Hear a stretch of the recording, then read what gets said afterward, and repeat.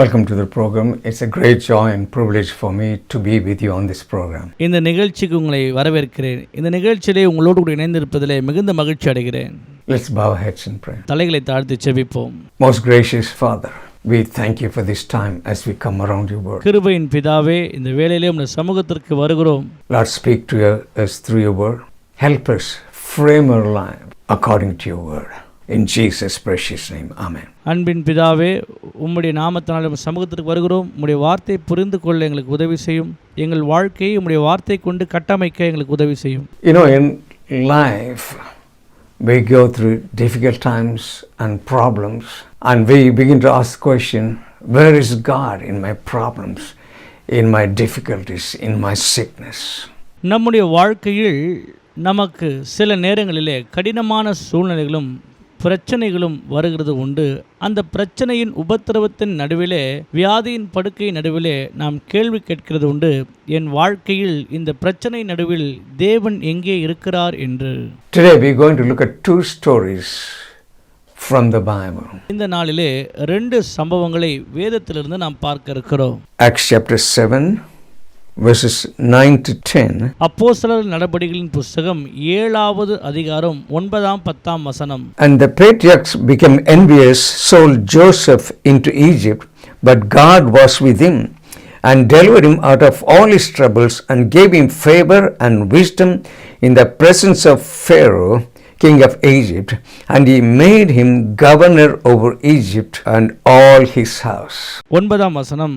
அந்த கோத்திர பிதாக்கள் பொறாமை கொண்டு யோசேப்பை எகிப்துக்கு கொண்டு போகும்படியாக விற்று போட்டார்கள். 10ஆம் வசனம். தேவனோ அவனோடு கூட இருந்து எல்லா உபத்திரவங்களினின்றும் அவனை விடுவித்து எகிப்தின் ராஜாவாகிய பார்வோன் சமூகத்தில் அவனுக்கு கிருபையும் ஞானத்தையும் அருளினார். அந்த ராஜா அவனை எகிப்து தேசத்திற்கும் தான் வீட்டனைத்திற்கும் அதிகாரியாக ஏற்படுத்தினான். We very well know the story of Joseph. நம்மில் அநேகருக்கு இந்த சம்பவத்தை பற்றி நன்றாக தெரியும். யோசேப்பை குறித்து. Joseph is called a dreamer. யோசேப்பை சொல்லும் பொழுது அவனை ஒரு சொப்பனக்காரர் என்று சொல்லுகிறார்கள். See, he had two dreams. One of them he sees his sheep standing up and 11 sheep bowing before him. யோசேப்பு கண்ட சொப்பனமாவது என்னவென்றால், அவனுடைய அரிக்கட்டு நிற்கிறதாகவும் மற்ற 11 அரிக்கட்டுகளும் வணக்கமாய் விழுந்து நிற்கிறதாக அவர் கண்டார். And he also had another dream where sun, moon and 11 stars are bowing before him.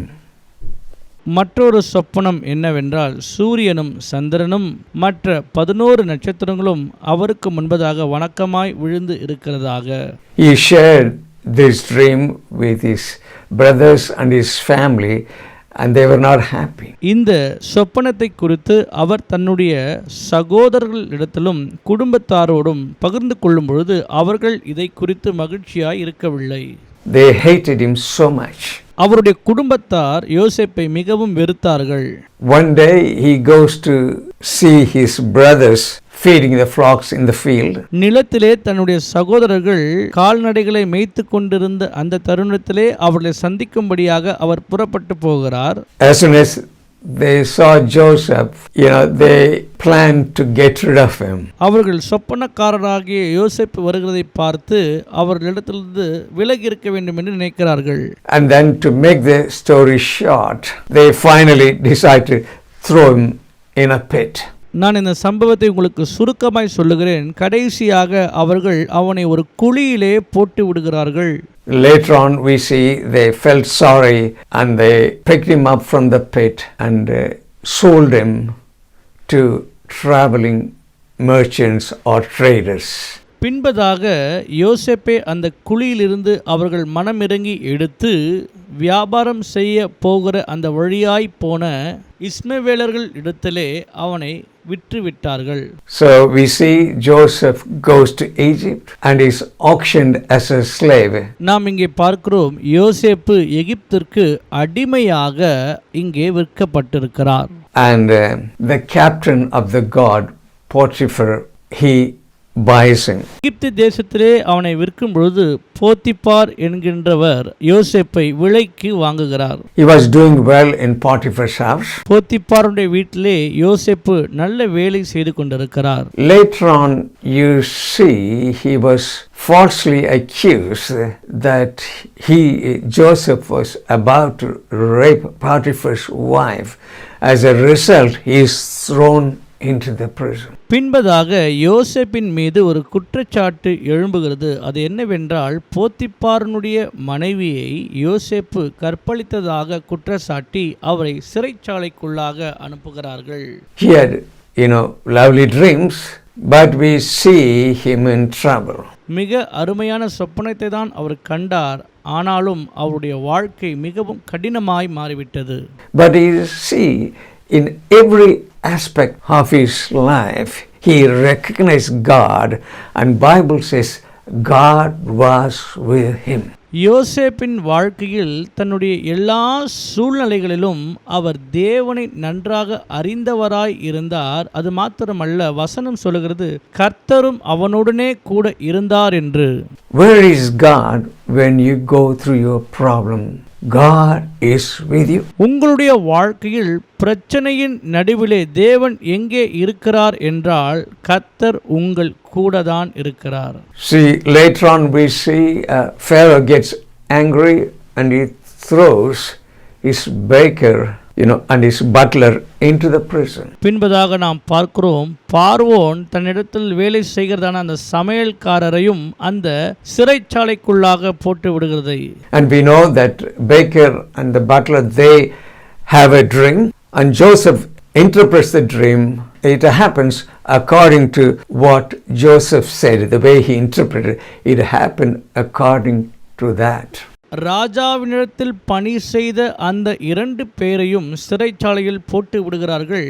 ஒரு நாள் அவர்கள் இருவருக்கும் ஒரு சொப்பனம் வருகிறது. அந்த சொப்பனத்திற்கான அர்த்தத்தை யோசேப்பு சரியாய் சொல்லுகிறார். அவர் சொன்னபடியே அவர்களுடைய வாழ்க்கையிலே நடந்ததை நாம் பார்க்கிறோம். Butler said to him, "Thank you, I will remember you before Pharaoh." பானபாத்திரக்காரன், நான் உங்களை நினைவு கூறுகிறேன், உங்களுக்கு மிகவும் நன்றி என்று சொல்லி அங்கிருந்து கடந்து போகிறார். He said that I will say good things about you so that you can be released from prison. அந்த மனிதன் சொன்னதாவது, உங்களை குறித்ததான நல்ல சாட்சிகளை நான் ராஜாவிடத்திலே சொல்லி உங்களை சிறைச்சாலையிலிருந்து விடுதலை ஆக்குவதற்கு உதவி செய்வேன் என்பதாக. The butler totally forgot about Joseph. ஆனால் அந்த மனிதனோ யோசேப்பை குறித்து முற்றிலுமாக மறந்துவிட்டார் என்று குறிப்பிடுகிறது. Joseph found himself in circumstances beyond his control. யோசேப்பு சிறைச்சாலையிலே உபத்திரவத்தின் மத்தியில் எல்லாம் தன்னுடைய கட்டுப்பாட்டிலிருந்து இழந்து விட்டதாக அவர் இருக்கிறதை இங்கே பார்க்கிறோம். That's what the 3 things we're going to see. Sometimes you find yourself in places beyond your control. You can't do anything about it. 3 முக்கிய குறிப்புகளை நாம் பார்க்க இருக்கிறோம். அதிலே நம்முடைய வாழ்க்கையில் சில சூழ்நிலைகளில் காரியங்கள் நம்முடைய கட்டுப்பாட்டில் இல்லாததைப் போல காணப்படும். So he was thrown into the pit. முதலாவது அவர் குழியிலே போடப்பட்டார். And then he finds himself in prison. இரண்டாவதாக அவர் சிறைச்சாலைக்குள்ளாக தள்ளப்பட்டார். He went through difficult time, but we see that God was with Joseph. யோசேப்புடைய வாழ்க்கையில் மிகவும் கடுமையான சூழ்நிலையில் அவர் சென்றாலும் தேவன் அவரோடு கூட இருந்தார். But we see Joseph was true to God. நாம் இங்கே பார்க்கிறோம், யோசேப்பு கர்த்தருக்கு முன்பதாக உண்மை உள்ள நபராய் காணப்பட்டார். We see he went from pit to prison to palace. குழியில் இருந்து சிறைச்சாலைக்கும் சிறைச்சாலையிலிருந்து அரண்மனைக்கும் சென்றதை நாம் இங்கே பார்க்க இருக்கிறோம். But all this didn't happen overnight, but he was steadfast in the Lord. அவருடைய வாழ்க்கையில் உயர்வானது ஒரு இரவிலே நடந்துவிட்டது. ஆனால் அவர் தன்னுடைய வாழ்க்கையில் தேவனுக்கு முன்பதாக மன உண்மையாய் உறுதியாய் இருந்ததை இங்கே பார்க்கிறோம். He recognized God in every area of his life. அவருடைய வாழ்க்கையில் எல்லா சூழ்நிலைகளிலும் அவர் தேவனை நன்கு அறிந்தவராய் காணப்படுகிறார். So when we go through problems and situation, we need to recognize God. நம்முடைய வாழ்க்கையிலும் பிரச்சனைகள் ஊடாய் நாம் கடந்து செல்லும் பொழுது தேவன் நம்முடைய வாழ்க்கையில் இருக்கிறார் என்பதை அறிந்து கொள்ள வேண்டும் பிரியமானவர்களே. We have to have God in that equation. When you have whatever it is plus God, you will experience success in your life. நம்முடைய வாழ்க்கையில் உபத்திரவத்தின் ஊடாய் நாம் செல்லும் பொழுது அதன் மத்தியிலே அந்த உபத்திரவத்தோடு கூட தேவனை நமக்கு உதவியாக அவரோடு கூட நாம் இருக்கும் பொழுதுதான் வெற்றியை நம்மால் அனுபவிக்க முடியும். So you may be going through a difficult time in your life. You may be doing right things, but you are falsely accused. உங்களுடைய வாழ்க்கையில் நீங்கள் கடினமான சூழ்நிலையில் இப்பொழுது போய்க் கொண்டிருக்கலாம். நீங்கள் சரியானதை செய்திருந்தும் உங்கள் மீது வீண் பழிகள் சுமத்தப்பட்டிருக்கலாம். It looks as though there is no favor for you. உங்களுக்கு யாரிடத்திலும் தயவு இல்லாததைப் போல ஒரு உணர்வு இருக்கலாம். But when you see throughout his life, the second thing we see is, when difficult things happen, people become bitter. யோசேப்புடைய வாழ்க்கையில் கடினமான சூழ்நிலைகள் அதிகமாகும் பொழுது அவருக்கு உதவியாக யாரும் இல்லை. எல்லோரும் அவருக்கு கசப்பானவர்களாய் மாறிவிடுகிறார்கள். Things will happen in your life which you have control over. உங்களுடைய வாழ்க்கையிலும் இப்படிப்பட்ட சூழ்நிலைகள் ஏற்படலாம். அந்த சூழ்நிலைகள் மீது உங்களுக்கு எந்த விதமான கட்டுப்பாடும் இல்லாமல் இருக்கும். But second thing is, because of the difficult things, you should not feel bitter. உங்களுடைய வாழ்க்கையில் இப்பேற்பட்ட கடினமான சூழ்நிலைகள் வழியாய் நீங்கள் கடந்து போவது நிமித்தமாக நீங்கள் கசந்து போகக்கூடாது பிரியமானவர்களே. See, what happened to Joseph? He stayed faithful to God. Then later on what happens is another person has a dream. That was King Pharaoh. யோசேப்பு தன்னுடைய வாழ்க்கையில் கடினமான சூழ்நிலையில் போனது நிமித்தமாக அவன் கசந்து போகாமல் தான் கண்ட தரிசனத்தை குறித்து சொப்பனத்தை குறித்து மிக எச்சரிக்கையாக இருந்தான். பின்பதாக நடந்தது என்ன? கர்த்தர் பார்வோனுக்கு ஒரு சொப்பனத்தை கொடுத்தார். And he interprets a dream. As a result of that, he went from pit to prison to palace. That's what we read in Acts chapter 7. பார்வோனுடைய சொப்பனத்திற்கு சரியான வியாக்கியானத்தை யோசேப்பு கொடுத்தது நிமித்தமாக குழியில் இருந்த அவரை சிறைச்சாலையிலும் சிறைச்சாலையில் இருந்த அவரை தேவன் அரண்மனைக்கு கொண்டு சென்றார். அதைத்தான் நாம் அப்போஸ்தலர் 7ஆம் அதிகாரத்திலே பார்த்தோம். He became number 2 in the kingdom. ராஜ்யத்திலே அவர் இரண்டாவது நபராய் காணப்பட்டார். In life, our such lives, things will happen. நம்முடைய வாழ்க்கையிலும் கூட சூழ்நிலைகள் இப்படியாய் நடக்கும். But we need to be, God have to be in every situations in our life. நம்முடைய வாழ்க்கையில் எல்லா சூழ்நிலைகளிலும் தேவன் நம்முடைய வாழ்க்கையில் இருக்கிறவராய் காணப்பட வேண்டும். We need to recognize God. Second person we read from the story is about Jacob. நம்முடைய வாழ்க்கையில் தேவனை எப்போதும் நாம் உணர வேண்டும். இரண்டாவது நபராக நாம் பார்க்க இருக்கிறது யாக்கோபு. Here we see Jacob has been cheated and treated unfairly by Laban. We read it Genesis chapter 31 verses 4 to 7. ஆதியாகமத்தின் புத்தகம் 31ஆம் அதிகாரம் 4ஆம் வசனத்திலிருந்து 7ஆம் வசனம் வரையும் யாக்கோபு இங்கே லாபானால் ஏமாற்றப்பட்டவனாக காணப்படுகிறார்.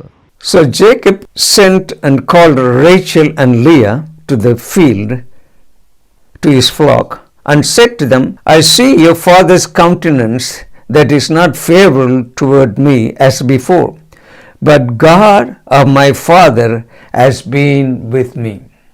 You need to underline that verse. ஆதியாகமத்தின் புத்தகம் 31ஆம் அதிகாரம் 4ஆம் வசனம். அப்பொழுது யாக்கோபு ராகேலையும் லேயாளையும் வெளியிலே தன் மந்தையினிடத்தில் அழைப்பித்து 5ஆம் வசனம் அவர்களை நோக்கி, உங்கள் தகப்பனுடைய முகம் நேற்று முந்தைய நாள் இருந்தது போல இருக்கவில்லை என்று எனக்கு தோன்றுகிறது. ஆனாலும் என் தகப்பனுடைய தேவன் என்னுடனே கூட இருக்கிறார். Even though Laban wasn't happy, he says, God of my fathers has been with me. Laban அவருடனே கூட மகிழ்ச்சியா இருக்கவில்லை. ஆகவே யாக்கோபு சொல்லுகிறார், என் தகப்பனுடைய தேவன் என்னுடனே கூட இருக்கிறார் என்று. And you know that with all my might I have served your father, yet your father has deceived me and changed my wages 10 times, but God did not allow him to hurt me. ஆதியாமத்தின் புஸ்தகம் 31 அதிகாரம் 6 வசனம். என்னால் இயன்ற மட்டும் நான் உங்கள் தகப்பனுக்கு ஊழியம் செய்தேன் என்று நீங்கள் அறிந்திருக்கிறீர்கள். 7 வசனம். உங்கள் தகப்பனோ என்னை வஞ்சித்து என் சம்பளத்தை 10 முறை மாற்றினான். ஆனாலும் அவன் எனக்கு தீங்கு செய்ய தேவன் அவனுக்கு இடம் கொடுக்கவில்லை. This is what, Jacob is saying to his wife, Rachel and Leah. ராகேல் மற்றும் லேயாளிடத்தில் யாக்கோபு இதைத்தான் சொல்லுகிறார். Here we see Laban changed his wages 10 times. Laban யாக்கோபுக்கு கொடுக்க வேண்டிய சம்பளத்தை 10 முறை மாற்றியிருக்கிறதை நாம் இங்கே பார்க்கிறோம். He is going through a difficult time, but he says that God was with him. God did not allow him to be hurt by Laban. யாக்கோபு தன்னுடைய வாழ்க்கையிலே மிகவும் கடினமான சூழ்நிலையில் போய்கொண்டிருந்தாலும் அவர் சொல்லுகிற வார்த்தை என்னவென்றால், கர்த்தர் என்னுடனே கூட இருக்கிறார், லாபான் என்னை ஏமாற்றுவதற்கு தேவன் இடம் கொடுக்கவில்லை என்று அவர் சொல்லுகிறார். You may be facing a similar situation at work. உங்களுடைய வேலையிலும் கூட நீங்கள் இப்படிப்பட்ட சூழ்நிலைகளை சந்தித்துக் கொண்டிருக்கலாம். So maybe you've been treated unfairly. Maybe you've been forgotten and they have not given you promotion that's due to you. உங்களுக்கு வர வேண்டிய உயர்வும் உங்களுக்கு கிடைக்க வேண்டிய தயவும் நீங்கள் வேலை செய்கிற அந்த ஸ்தலத்திலே உங்களுக்கு கிடைக்காமல் இருக்கலாம். Probably your manager does not recognize what you do. நீங்கள் செய்த நல்ல வேலைகளை உங்களுடைய மேலாளர் பார்த்து கொள்ளாமல் இருக்கலாம். You are overworked and underpaid. நீங்கள் அதிகமாய் வேலை செய்தும் குறைந்த சம்பளத்தை வாங்குகிறாய் காணப்படலாம். Here we see Laban tried to cheat Jacob, but God did not allow Laban to hurt him. இங்கே நாம் பார்க்கிறோம், லாபான் யாக்கோபை ஏமாற்றுவதற்கென்று முற்படுகிறார். ஆனாலும் தேவன் யாக்கோபை ஏமாற்றுவதற்கு லாபானுக்கு இடம் கொடுக்கவில்லை. That's what we're going to see here. அதைத்தான் நாம் இங்கே இப்பொழுது பார்க்க இருக்கிறோம். The situation did not change overnight, but you see it was a process of time. We need to stay with God and not quit to experience the blessing. இங்கே இந்த சூழ்நிலைகள் எல்லாம் ஒரே இரவிலே மாறிவிடுகிறதாக அல்ல. இங்கே ஒரு காலம் சூழ்நிலையை நாம் பார்க்கிறோம். அவன் தேவனோடு கூட ஒப்புரவாகி தேவனோடு நேரம் செலவழித்துக் கொண்டிருந்தான். சிறிது சிறிதாக தேவன் அவனுடைய வாழ்க்கையிலே நன்மைகளை செய்ய ஆரம்பித்தார். We're going to look at the life of Jacob and read a few verses from Genesis chapter 28. Verses 18 to 22. யாக்கோபுடைய வாழ்க்கையை குறித்து ஆதியாகமத்தின் புஸ்தகம் 28 அதிகாரம் 18 வசனத்திலிருந்து 22 வசனம் வரைக்கும் நாம் பார்க்க இருக்கிறோம். Then Jacob arose early in the morning and took the stone that he had put at his head and set it as a pillar and poured the oil on top of it. And he called the name of that place Bethel, but the name of the city had been Luz previously. Then Jacob made a vow, saying, if God be with me and keep me in this way that I am going, and give me bread to eat and clothing to put on, so that I come back to my father's house in peace, then the Lord shall be my God. Finally he makes a vow, verse 22.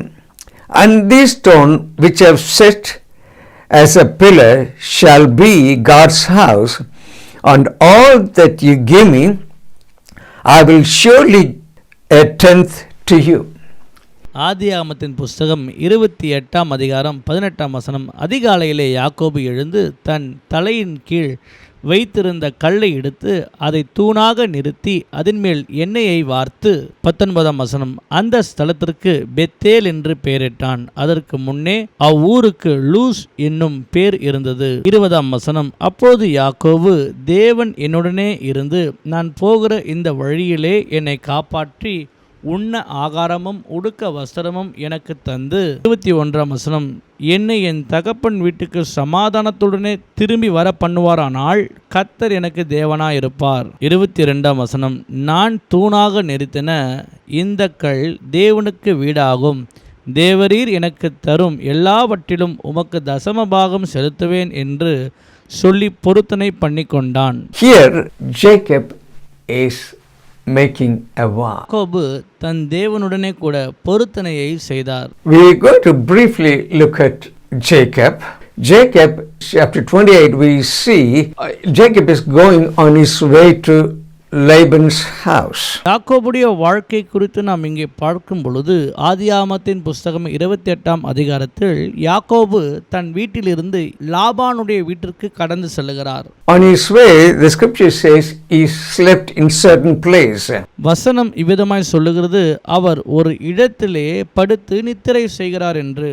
Bible says that he had a dream and he saw a stairway, resting on the earth, and angels of God ascending and descending, and he saw God, Lord Jesus, on the top of the stairway. யாக்கோபு அந்த ஸ்தலத்திலே அந்த கல்லின் மேல் தலையை வைத்து நித்திரை செய்து கொண்டிருந்த அந்த வேளையில் அவருக்கு ஒரு சொப்பனம் வந்தது. அது என்னவென்றால், வானத்திற்கும் பூமிக்கும் ஒரு ஏணி வைக்கப்பட்டதாகவும் அதிலே தேவ தூதர்கள் ஏறுகிறதும் இறங்குறதுமாய் காணப்பட்டது. அதன் மேலாக ஆண்டவராகிய இயேசு கிறிஸ்து இருந்ததையும் அந்த சொப்பனத்திலே அவர் பார்க்கிறார். It says there above the stairway stood the Lord. அந்த ஏணியின் மேலாக தேவன் நின்ற வண்ணமாய் காணப்பட்டார். So what he has done here is he is sleeping in that place. He's got nothing. He's probably just got a staff, and he used even a rock to be his pillow. இந்த ஸ்தலத்திலே யாக்கோபுக்கு ஒன்றுமே இல்லாத ஒரு சூழ்நிலையில் இருக்கிறார். தன்னுடைய கையிலே வெறும் ஒரு கோல் தான் வைத்திருக்கிறார். அவர் தலைக்கு தலையணை கூட இல்லாமல் ஒரு கல்லை வைத்து அந்த இடத்திலே நித்திரை செய்வதை நாம் இங்கே பார்க்கிறோம். He sleeps there that night and he had a dream. அங்கே அவர் நித்திரை செய்து கொண்டிருக்கிற அந்த வேளையிலே அவருக்கு ஒரு சொப்பனம் காணப்பட்டது. That's where after this he is saying verses 18 to 22 of Genesis chapter 28. அந்த காரியங்களை தான் நாம் இப்போது ஆதியாகமத்தின் புஸ்தகம் 28ஆம் அதிகாரம் 18 முதல் 22ஆம் வசனம் வரையும் பார்த்தோம். This is what he says to God. If God be with me and keep me in this way that I'm going, give me bread and clothing, and if I can come back to my father's house in peace, he says, verse 22, and he puts a stone, he used a pillar and anoints it, and he says, and of all that you give me, I will surely give you a tenth to you. This is a vow he makes to the Lord. 22ஆம் வசனம், நான் தூணாக நிறுத்தின இந்த கல் தேவனுக்கு வீடாகும். தேவரீர் எனக்கு தரும் எல்லாவற்றிலும் உமக்கு தசமமாகவும் செலுத்துவேன் என்று சொல்லி அங்கே கர்த்தருக்கு பொருத்தனை செய்தான். And here we see after many years is going back to the place where he came from. அநேக ஆண்டுகளுக்கு பின்பதாக அவர் மீண்டுமாக அதே ஸ்தலத்திற்கு போகிறதை நாம் இங்கே பார்க்கிறோம்.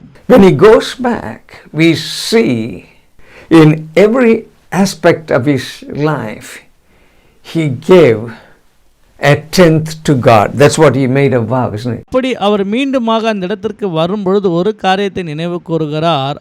அவர் தன்னுடைய வாழ்க்கையில் எல்லா சூழ்நிலைகளும் எல்லா வருமானத்திலிருந்தும் 10ல் ஒரு பங்கை தேவனுக்கு கொடுக்கிறார். அதைத்தான் அங்கே அவர் பொருத்தனை செய்தார். If you be with me and give me food and clothes, that's what he is saying here, isn't it? If God be with me and keep me in this way that I'm going, give me bread to eat and clothes to wear. That's what he's saying. அதைத்தான் அவர் இங்கே சொல்லுகிறார். ஆண்டவரே, நீர் எனக்கு ஆகாரத்தையும் உடையையும் தருவீர் என்றால் இந்த ஸ்தலத்திலே நான் ஒரு பொருத்தனை பண்ணுகிறேன். நீர் கொடுக்கும் எல்லா வருமானத்திலிருந்தும் 10ல் ஒரு பங்கை நான் உமக்கு காணிக்கையாக கொடுப்பேன் என்று சொல்லி பொருத்தனை பண்ணினார். So that I come back to my father's house in peace. Peace in a sense, blessing. In another translation, it says prosperity. நான் மீண்டுமாக என் தகப்பனுடைய வீட்டிற்கு சமாதானத்துடனே வருவேன் என்றால், சமாதானம் என்று சொல்லும் பொழுது மற்றொரு மொழிபெயர்ப்பிலே ஆசீர்வாதம் மற்றும் செழிப்பை குறிக்கிறதாக இருக்கிறது. So when you see, when he comes back, he does not come back empty-handed. He comes back with great blessing, great number of servants. He's got camel, he's got every kind of animal, and he comes back with the children and with great blessing.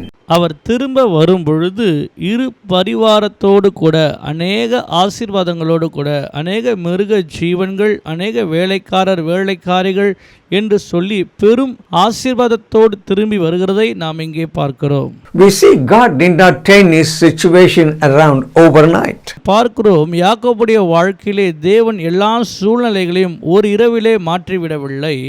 Three things we see in this place. இந்த இடத்திலே மூன்று முக்கியமான காரியங்களை பார்க்கிறோம். He makes a vow that he will give God 1/10. முதலாவது அவர் பொருத்தனை பண்ணுகிறார், 10ல் ஒரு பங்கை நான் தேவனுக்கென்று கொடுப்பேன் என்று சொல்லி. There are times in our situation, we'll find ourselves in circumstances beyond our control. சில நேரங்களிலே நம்முடைய வாழ்க்கையில் கடின சூழ்நிலைகள் வரும் பொழுது காரியங்கள் நம்முடைய கட்டுப்பாட்டில் இல்லாததாய் போய்விடும். Don't let that situation turn you bitter. And the third thing we see is success did not happen overnight. It was a process of number of years. உங்களுடைய வாழ்க்கையில் சூழ்நிலை உங்களை கசப்புள்ள ஒரு மனிதனாக மாற்றிவிட ஒருபோதும் நீங்கள் அனுமதிக்க கூடாது பிரியமானவர்களே. அது மாத்திரமல்ல, வெற்றி என்பது ஏதோ ஒரு இரவிலே நமக்கு நடக்கிறது கிடையாது. அவைகள் அது ஒரு கால பரிமாற்றத்தோடு கூட ஆண்டுகள் ஆகும் வெற்றி உண்டாவதற்கு. We need to stay with God and not quit. நாம் தேவனோடு கூட இணைந்தவர்களாய் இருக்க வேண்டும், விட்டு விடுகிறவர்களாய் காணப்படக்கூடாது. Come to a close of this message looking at these two stories we looked at. இந்த ரெண்டு சம்பவங்களை பார்த்தவர்களாக கூட நாம் இந்த செய்தியின் நிறைவுக்குள்ளாய் வந்திருக்கிறோம். See, we begin to ask God when we go through some problem or crisis or very difficult situation, ask God where he is. நம்முடைய வாழ்க்கையிலே கடினமான சூழ்நிலைகள் வரும்பொழுது அதன் மத்தியிலே தேவன் எங்கே இருக்கிறார் என்று சொல்லி நாம் அநேக நேரங்களிலே கேள்வி கேட்டது உண்டு. But what I can tell you, God sees you and he knows you and he has great plans for you. நான் உங்களுக்கு ஆலோசனையாக சொல்லுகிறேன், அதன் மத்தியிலே தேவன் உங்களை பார்க்கிறவராக இருக்கிறார், உங்களோடு கூட இருக்கிறார். ஏனென்றால் தேவன் உங்களை கொண்டு ஒரு மாபெரும் திட்டத்தை உடையவராய் இருக்கிறார். You have to factor God into your situation. உங்கள் சூழ்நிலைக்குள்ளாக தேவனை நீங்கள் உட்படுத்த வேண்டும். With all our problems with God, you will experience success. நம்முடைய வாழ்க்கையில் காணப்படுகிற எல்லா பிரச்சனைகளின் ஊடாய் கடந்து வரும்பொழுது தேவன் நம் வாழ்க்கையில் இருப்பார் என்றால் நாம் நிச்சயமாக வெற்றியை அனுபவிப்போம். God has to be part of the equation. தேவன் நம்முடைய வாழ்க்கையின் உபத்திரவத்தின் மத்தியிலே ஒரு மிக முக்கியமான பகுதியாக இருக்க வேண்டும். If you don't involve God, if you take God out of the equation, all problems minus God. அல்லது உங்கள் வாழ்க்கையில் எல்லா பிரச்சனைகளோடு கூட தேவனை இதிலிருந்து நீங்கள் விலக்கி விட்டீர்கள் என்றால் இந்த கணக்கு எப்படி இருக்கும் என்று we end up in a place of no hope. So God has to be factored into the equation if we need blessings of God. தேவன் இல்லாமல் இருப்பார் என்றால் நமக்கு ஒரு நம்பிக்கையும் இருக்காது பிரியமானவர்களே. ஆக நம்முடைய வாழ்க்கையில் எல்லா சூழ்நிலை மத்தியிலும் தேவனை நாம் உட்படுத்தி கொள்ள வேண்டும். அப்பொழுதுதான் ஆசீர்வாதம் உண்டாகும். Just going to close with a prayer. ஜெபத்தோடு கூட இந்த செய்தியை நாம் நிறைவு செய்வோம். If you do not know Lord Jesus Christ as your personal Savior, I want you to repeat this prayer after me. ஆண்டவராகிய இயேசு கிறிஸ்துவை நீங்கள் உங்கள் வாழ்க்கையில் சொந்த இரட்சகராக ஏற்றுக்கொள்ளவில்லை என்றால் இந்த ஜெபத்தை என்னோடு கூட சேர்ந்து சொல்லுங்கள். Loving Heavenly Father, I come to you in the name of Jesus. அன்பின் பரலோக பிதாவே, உம்முடைய குமாரனாகிய இயேசுவின் நாமத்தினாலே உம்முடைய சமூகத்திற்கு வருகிறேன். I have sinned against you. I repent of my sins. I know that you sent your Son, Lord Jesus Christ, to pay the penalty of my sin. ஆண்டவரே, நான் ஒரு பாவி என்று உணர்கிறேன். என்னுடைய பாவத்தை போக்கும் பரிகாரியாக உம்முடைய குமாரனாகிய இயேசு கிறிஸ்து எனக்காக கல்வாரி சிலுவைக்கு வந்து எனக்காக என் சார்பிலே மரித்தார் என்று நான் விசுவாசிக்கிறேன். Please forgive me my sins. Cleanse me of all unrighteousness. I invite you in my life. Be Lord and Savior. In Jesus' name, Amen. இயேசுவே, என்னுடைய எல்லா அநீதிகளையும் எனக்கு மன்னியும், என்னுடைய எல்லா பாவங்களையும் உம்முடைய பரிசுத்த இரத்தத்தினாலே கழுவி பரிசுத்தப்படுத்தும். என்னுடைய வாழ்க்கையில் உம்மை நான் சொந்த இரட்சகராக ஏற்றுக்கொள்கிறேன். இயேசுவின் நாமத்தில் பிதாவே, ஆமென். Loving Heavenly Father, as we come around your come to this point, அன்பின் பரலோக பிதாவே, மீண்டுமாக உம்முடைய சமூகத்திற்கு வருகிறோம். we looked at your word. உம்முடைய வார்த்தையை நாங்கள் கவனித்திருக்கிறோம் அப்பா.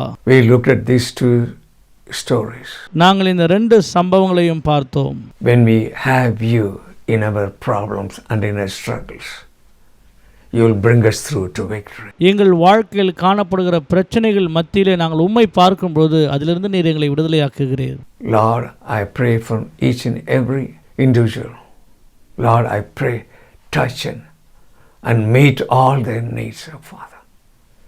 They will take hold of the Word of God and involve you in their situation. Victory may not come overnight. ஆண்டவரே, இந்த செய்தியை கேட்டுக்கொண்டிருக்கிற ஒவ்வொரு தனிப்பட்ட மனிதர்களுக்காக நான் ஜெபிக்கிறேன் அப்பா. உம்முடைய வார்த்தையை அவருடைய வாழ்க்கையிலே உறுதிப்படுத்திக் கொள்ள, உண்மையாய் இதை எடுத்துக்கொள்ள உதவி செய்யுங்க ஆண்டவரே. இந்த செய்தியை கேட்கிற பிள்ளைகளுடைய வாழ்க்கையில் இருக்கிற எல்லாம் பிரச்சனைகள், போராட்டங்கள் மாறட்டும். வெற்றி என்பது ஏதோ ஒரு இரவில் நடக்கிற காரியம் அல்ல. But as we looked at in these 2 examples, Lord, help us put our trust in you. Stay steadfast and stay close to you, and you will bring us to the place of victory. In Jesus' mighty name, amen. ஆண்டவரே, நாங்கள் பார்த்த உம்முடைய வேதத்திலிருந்து இந்த 2 சம்பவங்களை வைத்து எங்கள் பிரச்சனையின் போராட்டத்தின் மத்தியிலே நாங்கள் உம்மை நோக்கி பார்த்து உம்மோடு கூட இணைந்தவர்களாக இருக்க எங்களுக்கு உதவி செய்தருளும்படியாக ஜெபிக்கிறோம் ஆண்டவரே. உம்மை விட்டு விலகி போகாதபடிக்கு நாங்கள் உம்மோடு கூட இருந்து இருக்கிற எல்லா உபத்திரவத்திலிருந்தும் மீண்டு வருவதற்கு, வெற்றியை அனுபவிக்க உம்முடைய கிருபை எங்களுக்கு உண்டாகும்படியாக ஜெபிக்கிறோம். இயேசுவின் நாமத்தில் பிதாவே, ஆமென். Thank you, and we will see you in our next program. God bless you. நன்றி. மீண்டும் ஒரு நிகழ்ச்சியிலே உங்களை சந்திக்கிறேன். கர்த்தர் உங்களை ஆசீர்வதிப்பாராக.